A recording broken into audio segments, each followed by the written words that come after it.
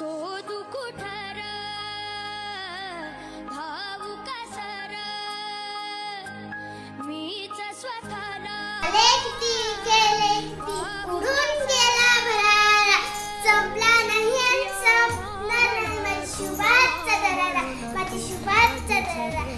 सर्वप्रथम सर्वांना वंदन करून मी आता माझ्या भाषणाला सुरुवात करते 19 फेब्रुवारी 1630 मध्ये शिवनेरीवर तोफांचा कडकडाट झाला सनईचे घोडे वाजले माझी जाऊंच्या पोटी शुभा जन्माला